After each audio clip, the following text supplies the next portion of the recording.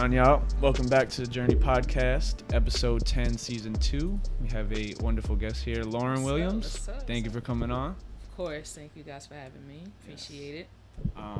So this is something we've been, talking about, and I'm glad we got to finally do it. Mm-hmm. And I honestly just want you to share your story, share your journey, which, has been crazy, and kind of talk about your transition from basketball into the real world, the business world, and being an entrepreneur, because that's something that me and him are into now. And he was a Division I football player. I'm a college basketball player. So we're kind of in that transition. You've already transitioned. So kind of just, take the floor and, tell your story, and we'll just chime in as you go. Mm-hmm.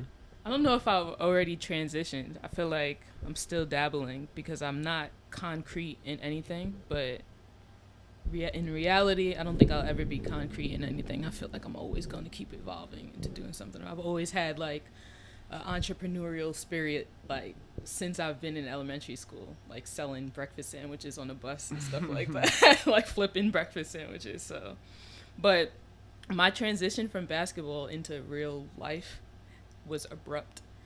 I think the end of my junior year, basically, my coach didn't renew my scholarship. At college? Yeah. I didn't even know you could do that, honestly. That was at Stony Brook? Mm-hmm. Okay. She didn't renew my scholarship. I remember sitting in the office and she told me, like, I'm not renewing your scholarship. I didn't even know that was possible. I didn't either. I thought it was like a full 4-year contract. Yeah. I really thought, but I guess there's some type of clause where it's like every year your coach can decide if they want to keep you on the team.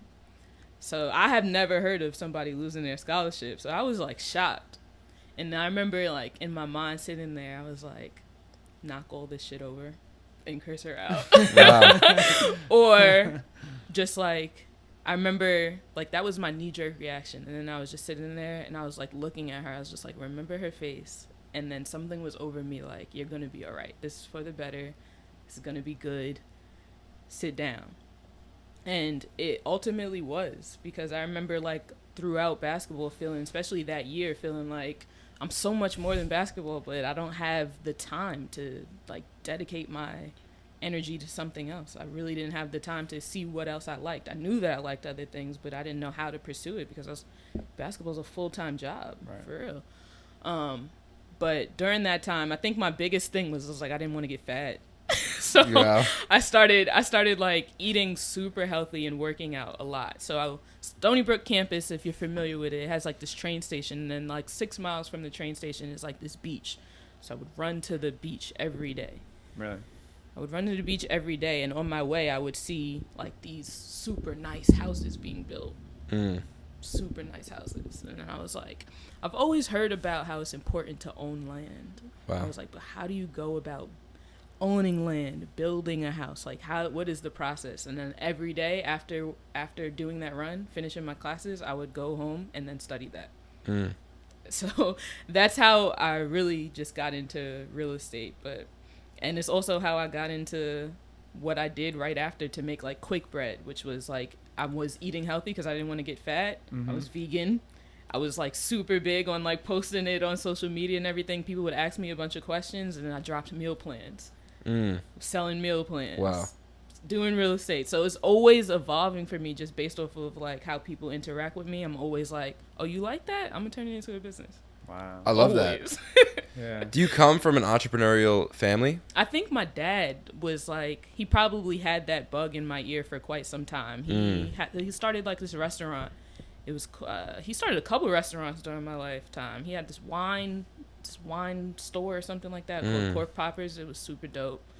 And then I think he had another restaurant called, or like / lounge type thing called Cornbread and Caviar, and it was super dope. But that's the most in my family for real. Besides like my cousin, she started this brand called Curl Cap that just got like a partnership with Disney and Nickelodeon. So, wow. But that was, yeah. But like so coming up, like when you were growing up, she wasn't doing that. No.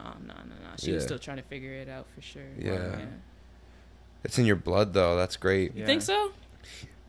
I mean, I think being around it is a big, it helps a lot. just because like being an entrepreneur, in my opinion, it's just so foreign. Because like, so I'm an entrepreneur, and I guess I've been an entrepreneur. I have like 2 years in entrepreneurship experience, and like I'm an idiot. Do you know what I'm saying? Like I suck at it. You know, like I'm there's so much about being an entrepreneur that I really feel like being an entrepreneur is game.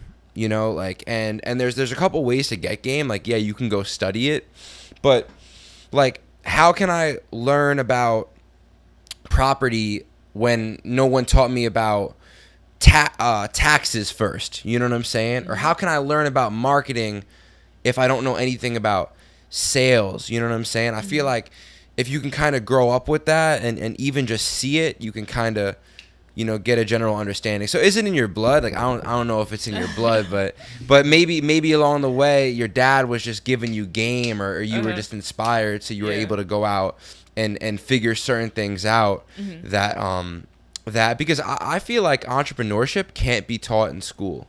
No. I don't feel. You know, like for all the people, they don't teach it for a reason. I feel like the best entrepreneurs were the kids growing up reason. selling drugs. Do you know what I'm saying? Like you learn a lot about customer acquisition, like where to get your customers from. You learn a lot about fulfillment. What products do you have? You learn about, if you're good, you learn about operations, right? Like you need a list of people and product and dealing with the suppliers. You know what I'm saying? Like that's entrepreneurship. You know, which is. Well, yeah, I mean, that's crazy. What they do in the school systems. Like, it's like they teach you how to be the average citizen. Like, they teach you that you need to go to school, you need to get a job, a 9 to 5, and you need to live this average life, you know, and they do that to have everyone remain in a middle class. Exactly. They don't want to teach people how to, you know, because the school system is ran by the government, right? So it's the people with money. Right. So the people with money don't want the average citizen to have money. Capitalism wouldn't work if everybody knew how to make the money, right? Yo, that's so true. And we just woke up to that. Like we just woke up to like, whoa, like I'm really even at a point now where even on like some big conspiracy, not like that word is charged, but like on some like big, like, whoa, the people at the top really made all of these systems so people like us don't win and take and like fuck their kids over in the future. You know what I'm saying? Like I really feel like college is like almost like a like I would even take it as far to say that like it almost, I don't want to say the wrong word, but I just feel like college is obviously not the way. I just feel like the way to have freedom is to be an entrepreneur, to be your own boss, to be on your own time, right? To get up and go whenever you want and this and that. And in order to do that, you know, you need money. And I don't think that college, like I think college sets you up to get a job where you trade your time for money. Right. And you're never, ever going to get freedom or get rich trading your time for money. Even like a doctor, okay? Like a doctor makes 300, 400 grand a year, which like seems nice, but like they're still giving away all of that time to go out and get that. If you become an entrepreneur, you get to a point where you build something where you get employees, where you can automate your business to where you're not even doing your business anymore, and it's literally being done for you. You can be in the Maldives, whatever that is, you know, and your business is running. I told someone yesterday, I was like, yo, I want to get to a point where like, if I get super deep into like spirituality, I can just go to Japan and study Zen Buddhism at the center of where it all happened. And then I can have my partners here holding it down, holding the fort down. Right. I feel like that's freedom. Exactly. Nah, I agree. I think a lot of times people think when it comes to entrepreneurship, it's people that are inspired by money too. Like for me, I'm not inspired by the money. It is the freedom that the money grants you. Like, it's just that concept of being an athlete and then having to sit at like a desk for 8 hours of your day, and not including the time that it takes to get ready for work, drive to work, drive back from work. It's mindless. It's a mindless repetition. Like, that to me is dead, because there's just too many ways to make money. And that's why I say, like, it's never going to stop for me. I'm always thinking of a new way because it's always a new way to make money. Like you can make money doing so many different things. So yeah, I'm just at a point in my life, I'm not giving up my time for money. My time is way more valuable than the money. It's actually why I kind of, right now I'm considering, I don't know if I wanted to do the jet ski business again. It was dope. I'm sitting at the beach making money, but still I have to be obligated to be there. What if I don't want to be at the beach? That sounds crazy, but I want to be able to chill, do whatever I want on any given day, and like my money's still coming in. And that's why I liked having the rental property. Yeah. So tell us about what you do right now. Like, what's like your main focus, your main hustle?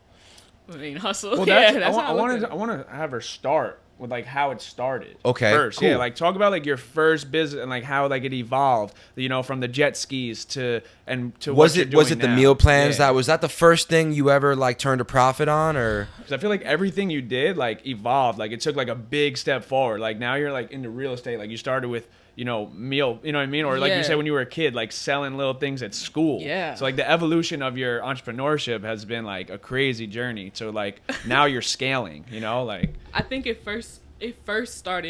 bug first started in, I'll never forget, probably like first grade. I was selling pencils, but I would like color on like the brown part below the lead. I would color on the pencil to do like different designs. Somebody said they liked it, so I realized I can make money. I always knew if somebody likes it, you can make money off of it. The craziest part is that at that age, I also knew that once they sharpened the pencil, the design went away, so they had to pay me again in order for me to make the design. Bang! Bang! Right there. Follow up. Lifetime client. That was my first itch. And then it became the breakfast sandwiches. And how that came about was I was going on the bus with food in the morning, and somebody said like, oh, you always have the dope sandwiches like in the morning. And I was like, you can have that too, and I'm going to charge you for it. That's like, so it was just like, that's how it started. And then after basketball, I think I was just trying to figure out, actually, I hope the NCAA isn't listening, but after I did not get my scholarship renewed, I sold all my gear. Because I was broke. Like, college, we're broke.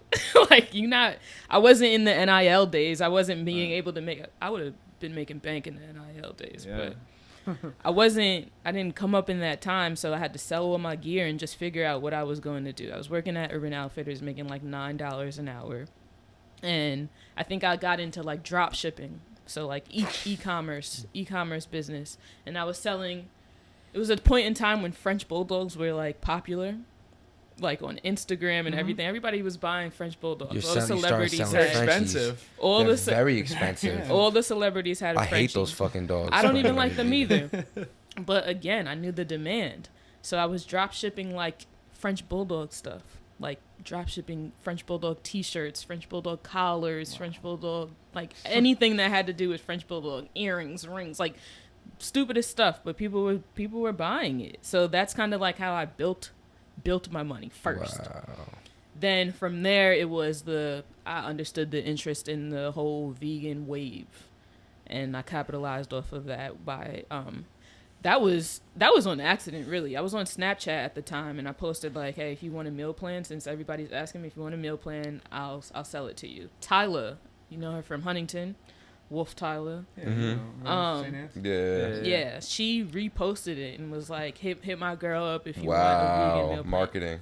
Shot. Like I've never seen so many followers like come through on a social media site so quickly at once.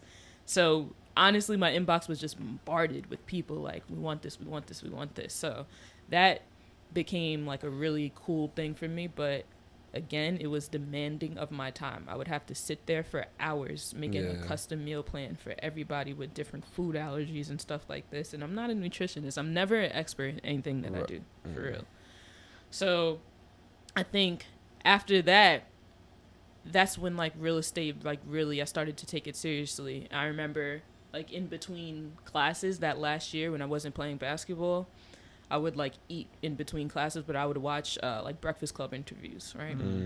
And then they had somebody by the name of Mark Whitten, who I think the title said like how to make money in real estate without using any of your cash or credit, which I didn't even have any credit. Like I didn't even know about any of this. And then I got into wholesaling. and that's a big real estate lick, honestly. But then wholesaling, again, is time consuming. Driving for dollars, driving around from property to property, making a bunch of phone calls to people. You just get a bunch of no's. Explain wholesaling. So wholesaling, you ultimately find properties that are kind of like dilapidated, or you're really looking for a motivated seller. And a motivated seller is somebody that will get rid of their property for below market value.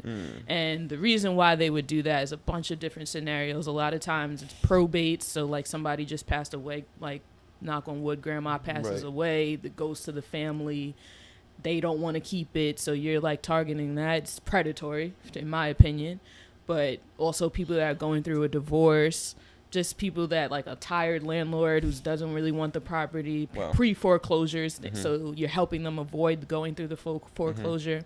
So you're finding a motivated seller. You're getting the property under contract. You're telling them, all right, I can get somebody to buy this for $50,000, right? So then you need, once you have it under contract with them so that they can buy it for $50,000, just for numbers' sake, because it's not going to be $50,000. Get it under contract for $50,000. You find a cash buyer. These are real estate investors. You're like, hey, I have this property. I know I want to sell it to you for $70,000. So you make 20 grand on that. Yeah. You told the buyer you can sell it for 50, which is, it's all legal too. It sounds crazy, but you tell the buyer you can sell it for 50. You tell the seller you can sell it for 50. You get a cash buyer to buy it for 70, and then you make the 20 on the back end. Yeah. So I was doing that a couple of times. So, and that was the most money that I've ever seen. Because now you're in high ticket. Yeah. Now, you're out of fucking meal plans, and that shit wasn't worth your time. You know what I'm saying? But now real estate is high ticket item. Right. You know? I was never, honestly, during that time, I hadn't seen a comma in my account. Like, ever. Wow. Like, I had not seen a comma in my account. Wow. Besides when maybe when we would get those like little checks from like Pell or something like that. Right. So that was like a big thing for me. So like, despite having like been making no money from working at Urban Outfitters, I was making money from doing the wholesaling on the side and just stacking it. My goal with that was to get a rental property, because I was like, I don't want to drive around. I don't want to call 1 million people a day to try to get these deals. So I wanted to just be able to be at home and like at the end of the month know I'm going to collect a check. And that's what I did when I bought the rental property in Philadelphia. Wow. So the wholesale business, were you door knocking and fucking cold calling people? Cold calling, yeah. Yeah? And what, you just paid for like a lead service that just had a shitload of leads? Yeah, like property, props. See, that's advertising right there, bro. We target, because I'm now in advertising. Like I could go. So like, who were you working underneath? A wholesale business? Is that what that's called? A real estate? Oh, just yourself. Okay, so I would target someone like you and be like, hey, like what if I can get leads? Like what if I, through video advertising campaigns and sales funnels, were able to generate hot leads that are on probate or are willing to sell their house digitally, so you don't have to go fucking drive around and do this and that. That's you have me thinking about a business right now, because there's definitely, I don't think it's in the digital world really right now. So which is the way crazy. that you see it right now mostly is when you're driving and you see those signs on like poles that like will buy your house fast cash. Right. That's how it's really marketed right now. It's not too much. Which is, if you know somebody. Which is terrible. Yeah. You know, because that's like, you're waiting. I don't even know. Like, most people don't even notice those signs. Everyone's on their phone all day. So if it came up on your phone, you might stop and look for a second if you're interested in that. Or it's just like, world. Like, why would you like if your specialty is essentially selling the product, you driving around and looking for shit and cold calling, that's a $10 an hour job. Yeah. You can get a bunch of your homies to do that, and then you can just come in and close the fucking deal. Oh, I tried. Right. When you try to express something, like when you don't know something, you're just jumping into a brand new game and trying to convince somebody else to come along with you. They're like, I don't know. It's a lot of hesitancy. I tried to get one of my closest homeboys, I tried to get to do the jet ski thing with me. I did a whole spreadsheet of, if we do this, we can make this. If we charge this, we get, like, I had it all broken down. This would be the cost.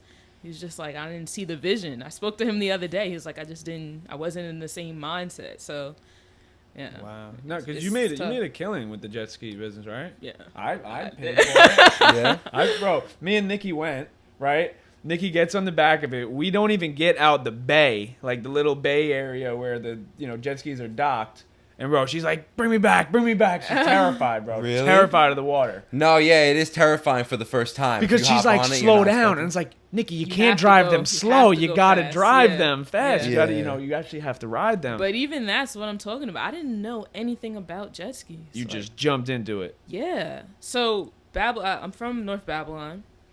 Babylon has these docks that I would just go to, and I would just sit there and think. And I remember being there one time, and like I was looking, and I was just like, man, everybody has a jet ski, a boat. I'm just looking at these people on them, and I'm like, there's no business for that right now. Like, nobody is making money off of that. I don't know anyone on Long Island doing it. We live on Long Island, and I used to go to school in Florida. And I remember, like, you can always go somewhere and rent a jet ski. And I'm like, we live on an island and nobody has this right now. I remember listening, like a DaBaby song came on. It was like something I'm trying to go find out the price on a boat. And then I was like, let me go find out the price on a boat. I was like, let me go figure out the price. And if I can afford that, I'm going to buy it and figure out how to get my money back and make money off of this. So literally from that day, being at the docks, didn't know anything about jet skis, didn't even have the proper car to be towing jet skis. I have a Honda Civic. So it's just like, I have no fear when it comes to jumping into something new. Like, nobody would expect that I would be running a jet ski rental business. Why am I doing that? So people always think that you have to fit some type of mold or character to jump into something new. And it's just like, at once upon a time, Steve Jobs didn't know what he knew. Like, everybody starts somewhere. So I never feel like something is not for me, ever. And I never have fear about it, because it's just like, if I'm going to fail, then so what? I live at home with my mom. Like, what the hell? Wow. What's going to happen to me? Yeah.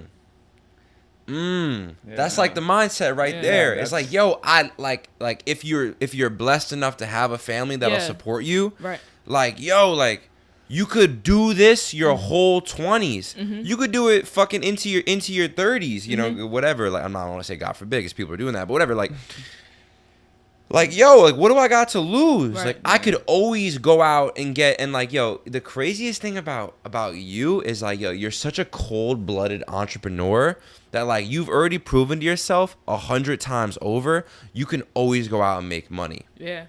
Like, the way you think is like everything is a business. You do something, you hear one thing, and you realize, like, yo, if I can get this product and sell it for a better price than I got it, bang, we're turning a profit right there. And I think another thing that helps me is I'm not attached to it, and I'm not desperate to it.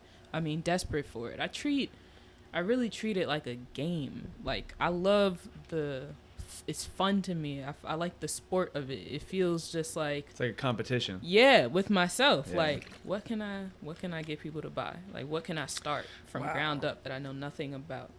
Wow. So I think when you treat money like it's something that you need, or that it's something that is scarce and that you need to hold on to it when you get it, I think you do operate out of fear, because now you have fear of losing it. For me, I don't have that. I know it's going to come back to me. It's just a matter, it's so much money in the world. Like, it's just a matter of figuring out how to get to it. And for me, I love that puzzle. For me, it literally feels like a game.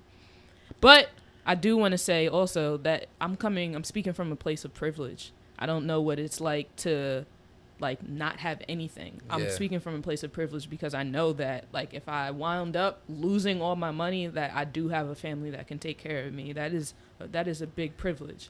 So I think that contributes to not having the fear and living a middle class life all my life. But also middle class, it has helped me, because you get to see, my family wasn't rich, but my family wasn't poor. Right. So when you're in that middle class, it can kind of have you stuck, because you're comfortable, you're content, you're going to be okay.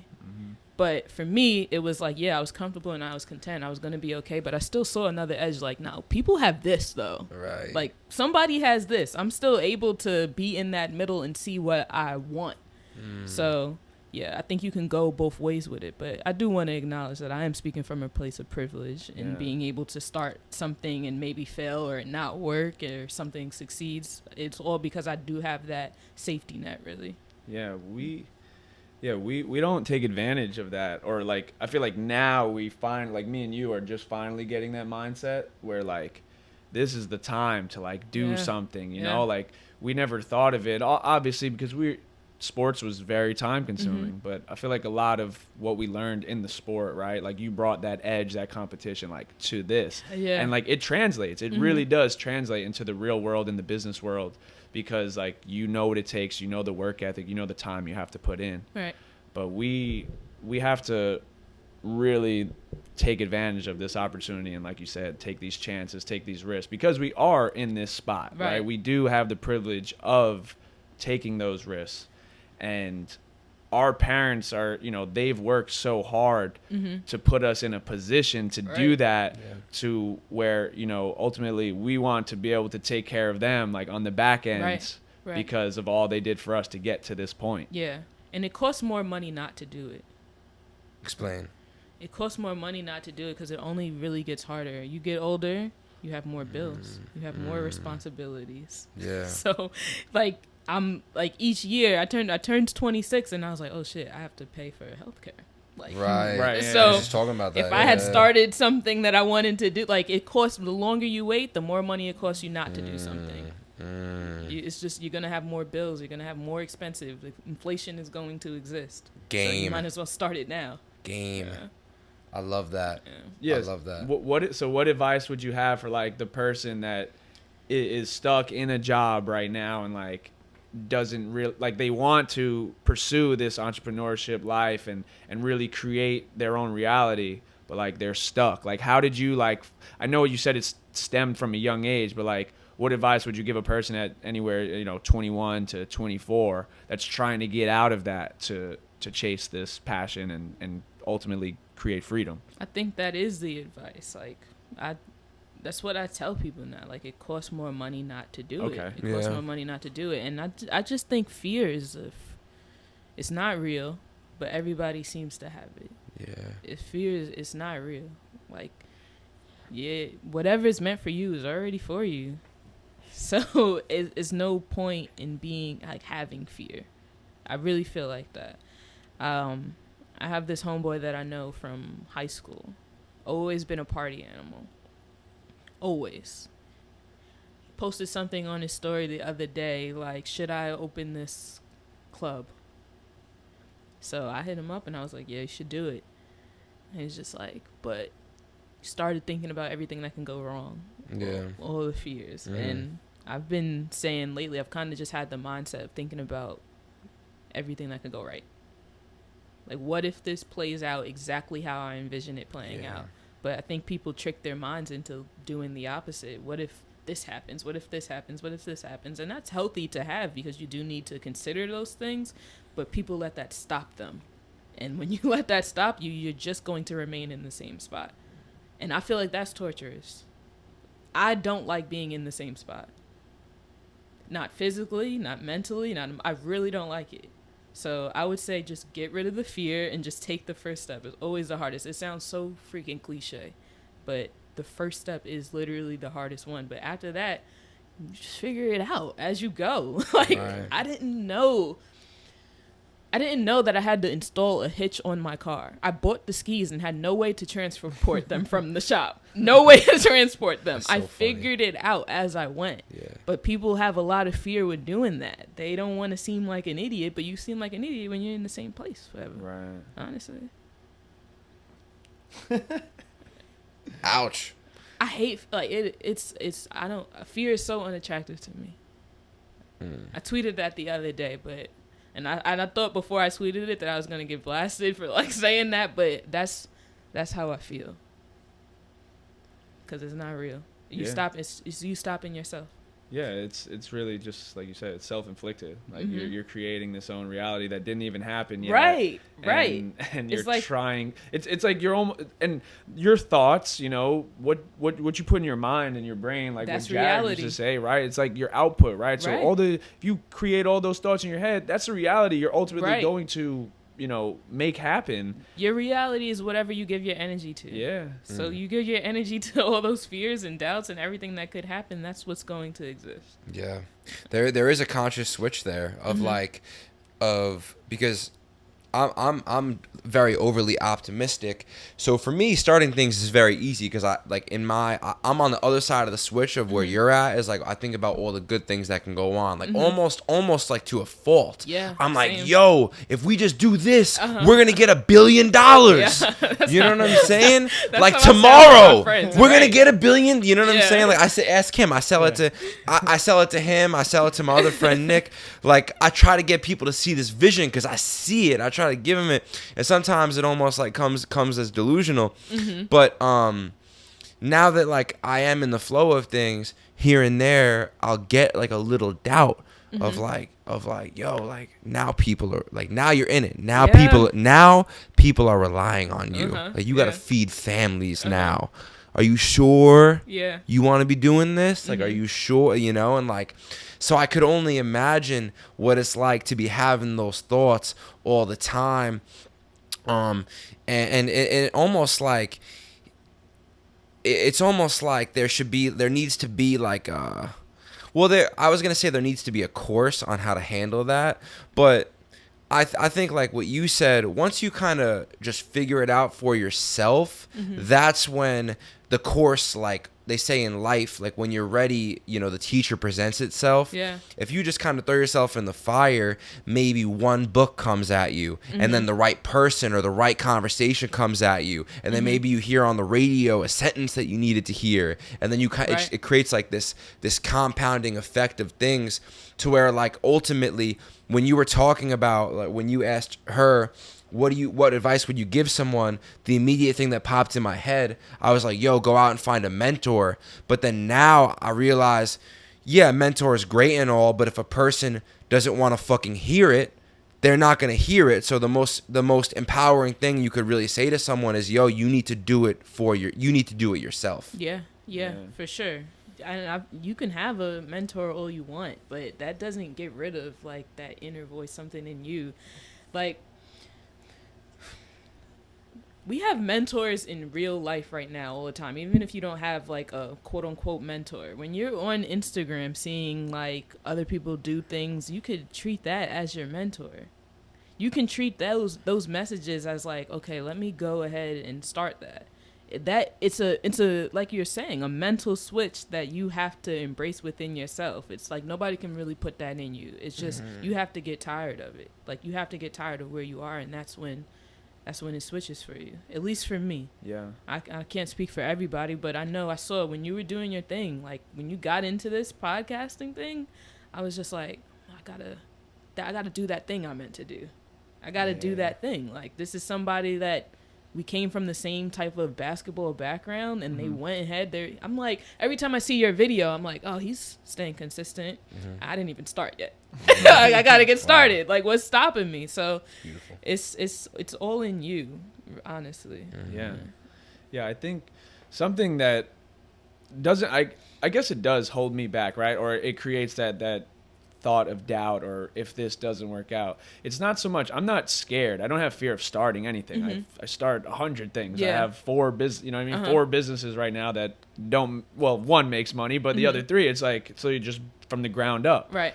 But my thing is, like, I question sometimes if I'm doing the right thing. Because I know anything that you want to be successful at, you have to put a tremendous amount of time and effort into. So I don't want to give all of that effort and time, and I don't even know if I'm doing the right thing to make that business or endeavor successful. But what's the right thing? The right thing is whatever you're doing. I understand that, but it's like there's people that have done it before me, right? Okay. So like in my world right now, like we always talk about, and I wanted to ask you this, we'll probably like finish with that question, but like, what is your heaven on earth, right? So your heaven on earth for me would be, I want to have my own gym, my own facility, where eventually like I'll have NBA guys in there training. We have a weight room. I have like, you know, professional fitness trainers, recovery, you name it, right? A podcast studio. Like I have my own world in one facility, and like that's like would be like my heaven on earth, right? Like ultimately making it. Like I just don't know what it takes to get there, and I don't have the connections right now to like go call like J Law B-ball because like he has something like that, or like this guy Coleman Ayers, like some of these NBA trainers, Phil Handy. Like I just don't have the network right now to reach them. I'm trying to build to that, right? But like I want to know the steps that they took to get to where they're at, and I want to, you know, copy that method or take those same steps. And I don't know if I'm doing that right now. I'm still doing it, but it's going to like bother me if I do this for 3 years and I could have done it a much more efficient way that I didn't know, that I didn't have the knowledge of doing. I get it. But your journey is your journey. Like there's even if it's a delayed or not within the time frame that you would expect, there's probably a lot of things that you need to go through in order to prepare you for the other end of it.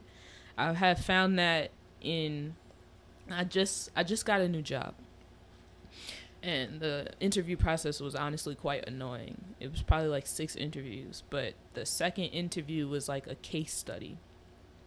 So I basically had to do a project to show that I know how to do this job that they're asking me to do. I remember getting the questions and I was like, I don't know how to do this. But then I really sat down with it, and it was crazy because each question was addressing something else that I had learned. I realized I had learned at another time in my life when I was just like, I don't want to be doing this. So one of the questions I had to literally pull from the first real estate seminar that I ever went to. And I was just like, oh shit, like, thank God I went to that seminar. Another question, it was just like, I remember studying something on like YouTube, and I was like, oh, I had to be in that moment looking at this, like looking at this on my computer, or I had to be speaking to this person to know how to do this mathematical formula in order to get this answer. So I was literally like faced with everything that I experienced in my real estate journey to get this job. So I always feel like you can't rush the process. You can't skip any steps. I mean, there's no copy and paste on the process because everybody's journey prepared them to get to where they are. You know what I mean?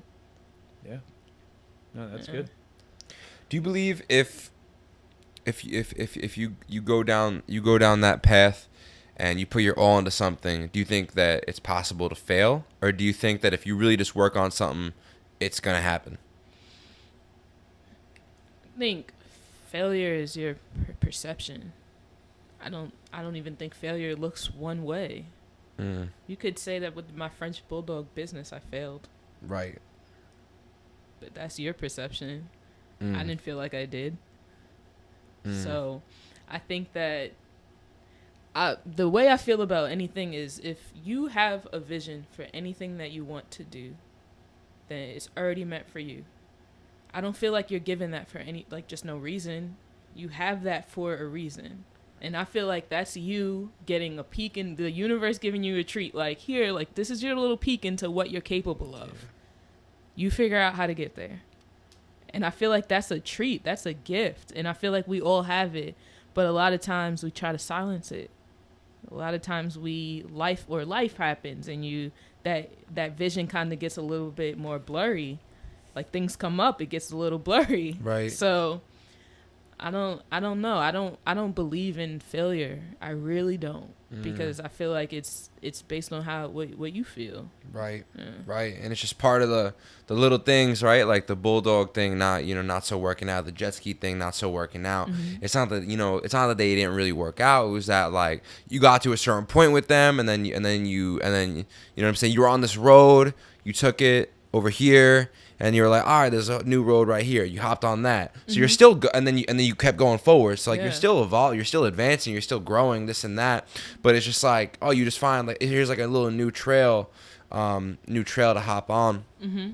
It's very inspiring to hear that. I wanted to ask you, before we stopped, are you, like, big on personal brand? Are you, like, do you have, like, a YouTube channel? Do you post clips of you speaking? No, I'm trying to get started with that. This is why I'm, like, so happy that Zach hit me up. Yeah. I'm trying to get started with that because I recently got my real estate license. Right. So finally a licensed realtor. And I think that more than anything in this time, it's about marketing yourself. I know that if I am on social media all of the time, consistently talking about real estate, and this is what I can offer, this is what I can offer, it's going to just become automatic. Now, when you think about real estate, you're going to think about me. Right. So that is something that I'm trying to build. However, I have a lot of reservations about it because I hate being on social media. Yeah. Hate it. You're going to have to get over it. Yeah, it's not even an option to not like it anymore. Yeah. No, it's not, because it's such a tool. It's essential. Yeah. It's essential in today's time. Right. If you want to grow. Right. Yeah. And you can treat it honestly a little bit like a game. Like, I was at a point with social media where like I really fucking hated it. Every episode we had was about like the negatives of social media. And like now, like I look at social media, it's almost like fun. I'm like, yo, I'm gonna put this post out. It's gonna be so obnoxious and ridiculous, and I know it's gonna get sent around like crazy. But like I'm marketing myself, you know. Yeah. Like I'm like enjoying the evolution of watching it, you know, go from. I'm just treating it like a business, and it's fun. I wanted to say to you that, like, I don't know if you know, but like you're pretty exceptional at teaching. You're very inspiring, and I think that you have it, you know. So I think that if you got on and like you took your personal brand serious, you could be. I mean, you could be huge in if you wanted to win at the social media game, be one of the biggest of all time, like have a huge platform, you could easily do it. Yeah. Like, I'm just telling you that because I've been around it, and like a lot of people can't even fuck with you. You know what I'm saying? Like, I just feel like just from having this conversation with you. No, I agree. It's just a matter of time. If I'm gonna find the day to dedicate myself to like turning on that switch, because it is mandatory for a lot of the things that I'm trying to do moving forward, like, honestly. Yeah. So, and it's twofold, right? Because it's like yo, like, not only like, yo, you're gonna get rich off that shit. Like, there's gonna be brand deals that come your way. You're the best real estate agents I know personally have fire content, so you're gonna get, you know, better listings, you know, more opportunities. Then you can go out and create a course. You can create multiple courses, right? Because you're way more than just a real estate agent. You really are a cold-blooded entrepreneur. So you can have your real estate course, cold-blooded entrepreneurship course, inspirational course. Well, you know what I'm saying? So not only are you making all this fucking money, but then like it sounds like you said before, like you made a big statement, like I'm in a position of privilege. Then you can go out and give all this game to people that aren't in that position. right. And it's crazy because like once you fall down the entrepreneurship thing, you realize that a lot of it is just game. Now you can give that game to people. You're making the world a better place, and you're rich as fuck. It's just crazy. You know what I'm saying? You know what's crazy? I'm happy that you're saying this to me, because I think you might have hit me about this podcast, and I think I gave you like, I was like 100% with it. And then I think I probably gave you the silent treatment for like a week. And it was because I have like this thing about me where it's just like, I don't know if I want to be talking to other people about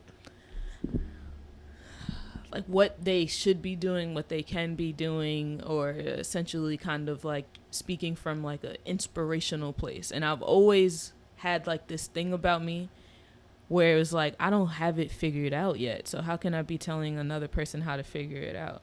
I've always had that. So I had like, when you told me about it, I was like excited at first because I was like, I know I have a lot to offer, but then I was just like, I'm still trying to get my own shit together. Like, how can I be speaking about this when I don't know if I all the way have it together yet? But I think that everybody is always going to be figuring it out. And I was like, if I wait until the perfect moment, because I was going to tell you, I was like, well, let me wait until I get 3 more houses and then I'll come on your podcast. Because then I know for sure that I know how to do it over and over again.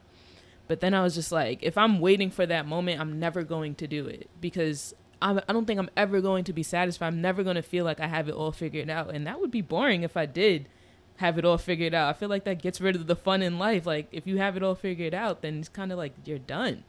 You know what I mean? You're not trying to do anything else if you have it all figured out. So that's what made me like wake up. I think I did therapy, and then I was like, I'm going to text Zach back today. Nice.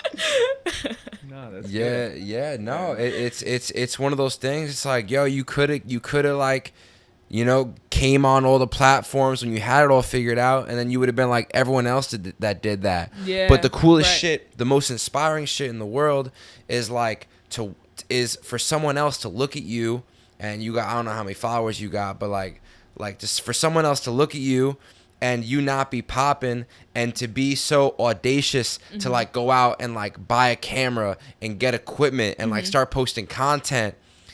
And once it starts, like in the beginning, you're gonna get a lot of who the fuck she thinks she is. Right. Well, you might get a lot of like, oh, that's dope. You know what I'm saying? And then it's gonna drop off. That's anytime you announce. That's how it works. Anytime you announce something, everyone's coming like with love, sending flowers, this and that. Like that's how I feel. But then you start doing it, and then it drops off a little bit. It drops off a little bit, and then you do it even more, and then it really drops off because people are like, "Oh my God, like she's doing what she said she was gonna do. I don't do that. That makes me feel bad. Let me not throw a like at them or a comment at them because I don't want to add to their. I don't want them to be successful." You'll get into that.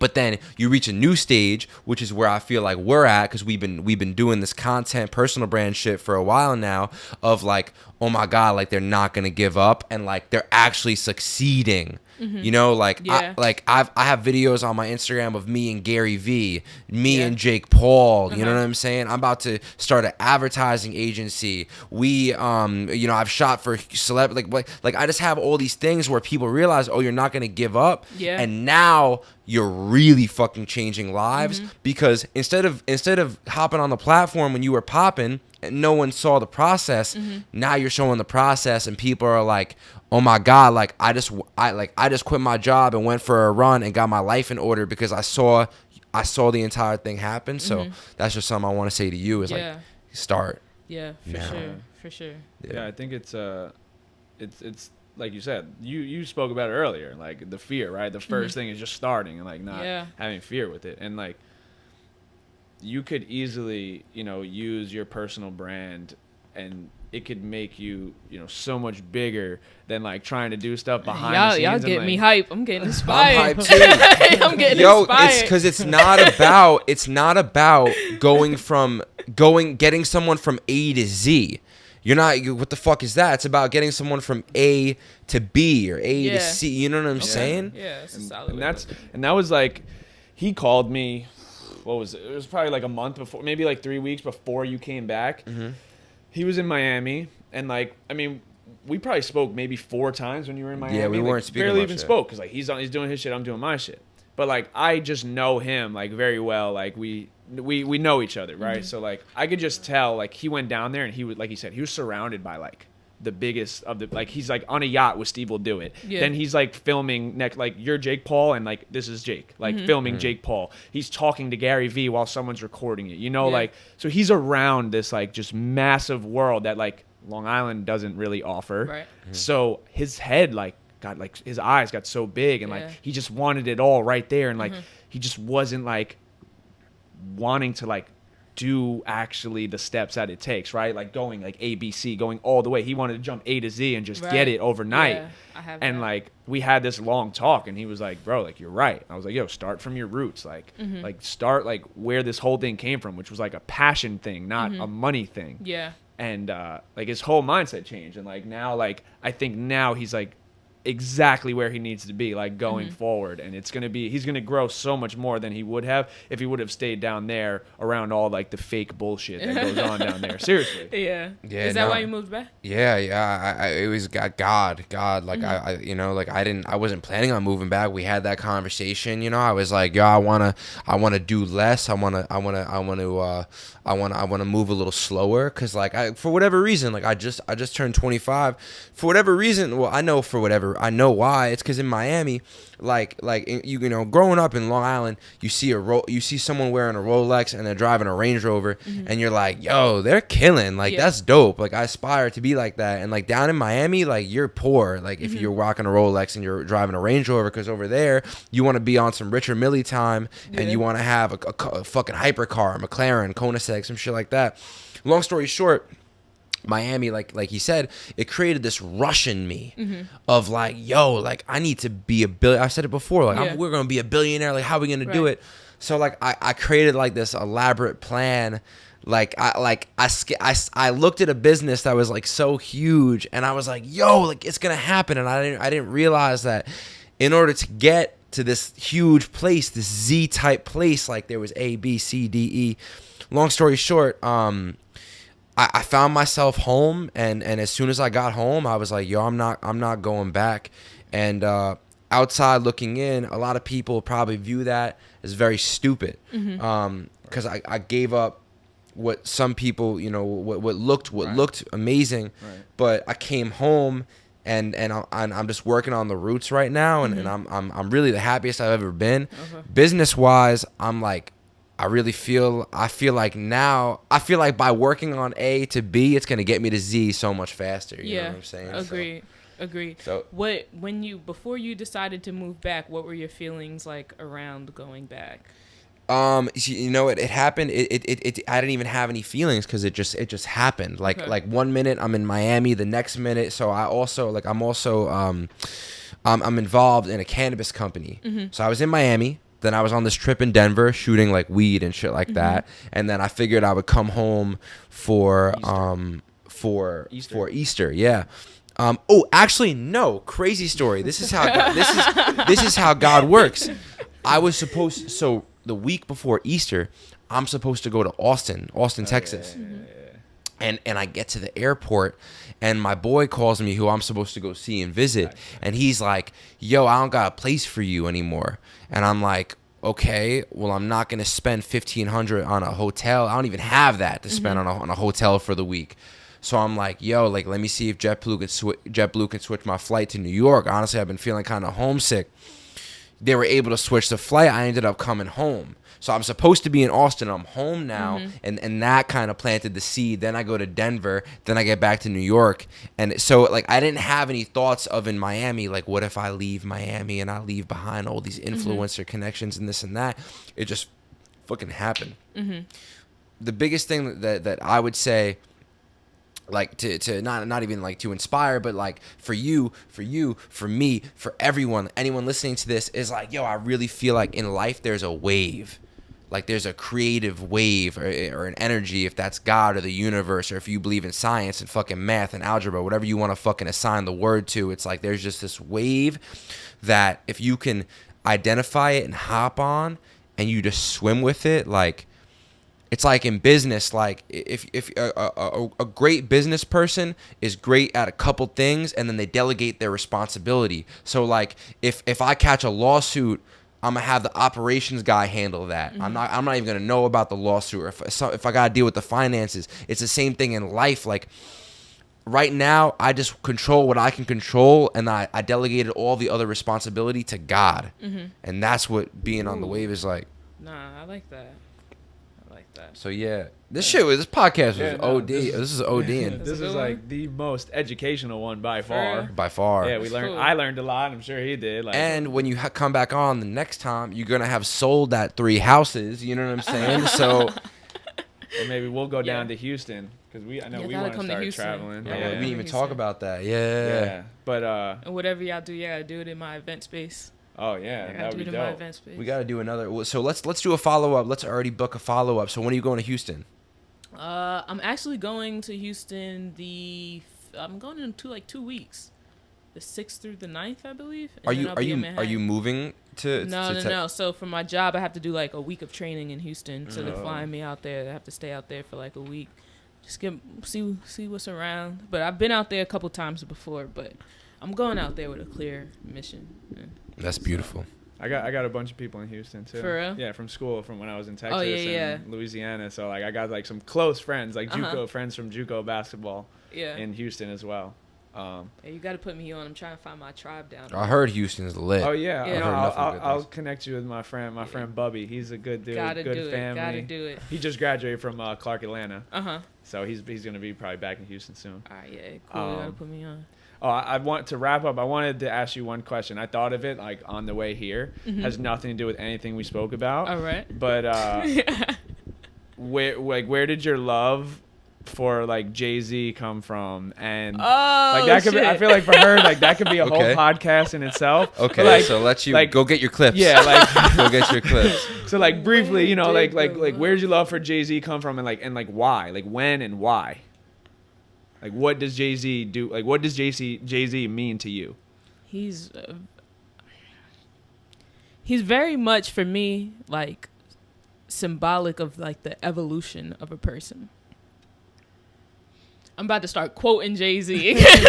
Like when he says like from bricks to billboards, grams to Grammys, O's to opposites, like I think I really enjoy his evolution as a human being, from where he started in Marcy Projects to freaking billionaire. Like I just love the journey. No pun intended, but I love his journey. And I think we don't come from the same backgrounds at all, but he really speaks for me. I was never raised in the hood. Like it's just not me. But I like with the struggle that he speaks to, because I think that we all have our own struggles regardless of where you're from. So a lot of it I just kind of like applied to my own story, and it kind of gave me just a blueprint. His mentality that he speaks to. Oh shit, I did it again. I should be a rapper. But it did give me a blueprint, like of exactly like the mentality that you have, the hustler spirit that you have to have when it comes to doing certain things. And I think that's just, I don't know. He never stops. He's always evolving, and that's what I'm talking about. Like when we started off this podcast, and I was just like, it's never gonna be one thing for me. Like whatever I have interest in, I always try to create a business from. Like that is fun for me, and I feel like that's what Jay-Z does. So, but yeah, I love his story, I love his journey, and I love where he came from, and I love his evolution. Yeah. Cool. Bless. This was good. 444. Thank you. Yeah. I was not expecting that question.